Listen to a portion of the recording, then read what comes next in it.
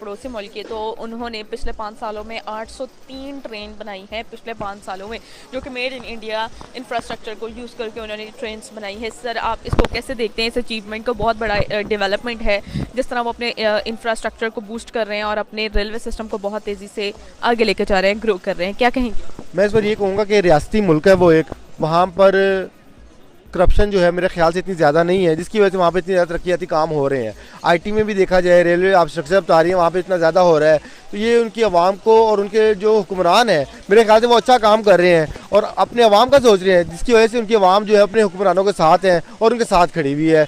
यही वजह है कि वो लोग इतनी तरक्की कर रहे हैं और रेलवे का स्ट्रक्चर जो है आई में है और दिग्गज काम है उसमें आगे जा रहे हैं। नहीं, ज़ाहिर है उनका सिस्टम तो जो है बहुत अपडेट है और उन्होंने बड़ी तवज्जो भी दी है। हमारे यहाँ तो ये सियासी भर्तियों के अलावा रेल में हुआ ही कुछ नहीं है, तो इसीलिए ये दिन ब दिन नीचे ही जा रहा है। और जो ट्रैक्स अंग्रेज़ बना के चला गया था उसके बाद तो कोई ट्रैक देखने में नहीं आया और बहुत सारे ट्रैक्स जो है वो तो अब बंद हो चुके हैं।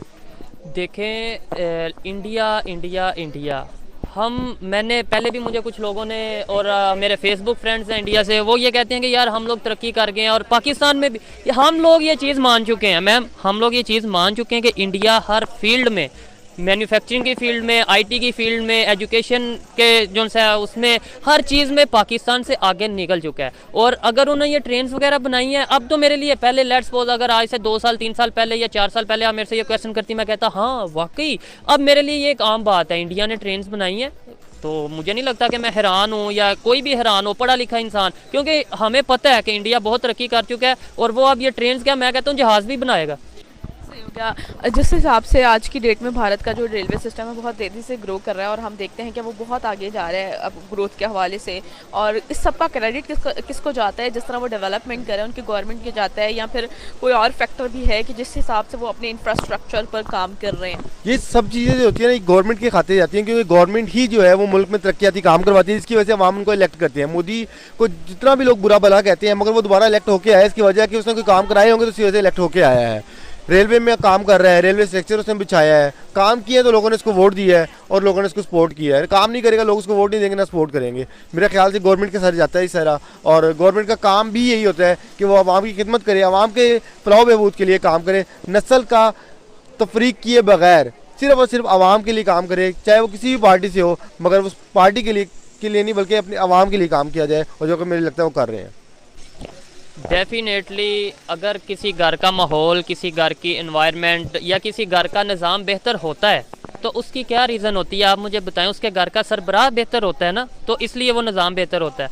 तो मेरा, आपने ये जो क्वेश्चन किया उसका जवाब यही होगा कि भाई वो इंडिया की जो उनसे पॉलिटिकल जो उनसे बड़े लोग हैं जो इंडिया को चला रहे हैं, जो उनके वज़ीर आज़म हैं या इसके अलावा जो भी लोग उनके इस निज़ाम के अंदर हेड कर रहे हैं, ठीक, ये उन्हीं का किरदार है। वो पढ़े लिखे लोग आगे लेके आए हैं। मोदी खुद तो चाय वाला है, खुद तो चाय वाला है, लेकिन वो इतनी अकल रखता है कि पढ़ा लिखा इंडिया होगा, पढ़ा लिखा मुआशरा होगा तो ही तरक्की करेंगे। हमारे इधर आप बता दें कितने वजीर हैं जो पढ़े लिखे हैं, कितने जो से हैं, मतलब इस तरह के बड़े बड़े ओहदों पे हम फायज हैं और मैट्रिक FA BA पास हैं, और वो भी अक्सर की 50% की डिग्रियाँ जैली हैं पाकिस्तान में।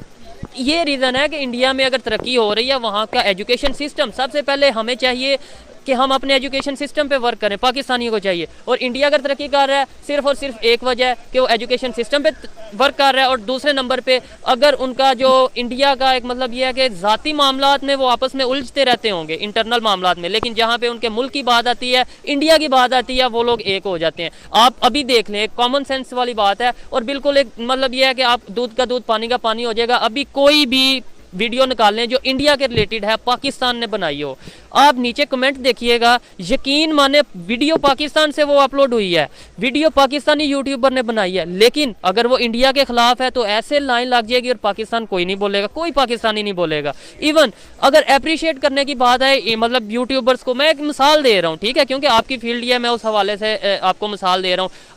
आप ये बताएं कि कोई एक यूट्यूबर बताएं पाकिस्तान का जो इंडिया में उसे सराहा ना गया हो, जो अच्छा काम कर रहा हो, आप कोई एक यूट्यूबर बताएं। इवन इंडिया पाकिस्तान के टॉपिक्स पे जो वीडियोस बनाते हैं, आप बताएं पाकिस्तान से ज़्यादा इंडिया में देखी जाती हैं। उसकी एक रीज़न है, उधर एजुकेशन ज़्यादा है, उधर एजुकेटेड लोग हैं, वो चीज़ देखते हैं कि पाकिस्तान में क्या चल रहा है, वो ये देखते हैं कि पाकिस्तानी लोग हमारे बारे में क्या कहना चाह रहे हैं। हमारे इधर तो ये कहते हैं यार एक ही बात कर देते हैं, लेट्स सपोज इंडिया पाकिस्तान पे हमने वीडियो बनाई है, पहला टैग लगेगा गद्दार, ये देखो पाकिस्तान में रहता है इंडिया के बारे में वीडियो बना रहा है। यार ये क्या नॉनसेंस है, बेहतर हो जाओ पाकिस्तानी है, देखो मेरे हाथ कोई तरक्की वाल जाओ, थोड़ी मेहरबानी है। अब मैं आपको बताऊं रिसेंटली इंडिया जो है अपना वो इंट्रोड्यूस करवाने जा रहा है digital currency, Indian digital currency, और पाकिस्तान में अपनी डिजिटल करेंसी तो दूर की बात है भाई, पाकिस्तान में डिजिटल करेंसी पे काम करना ही बैन है।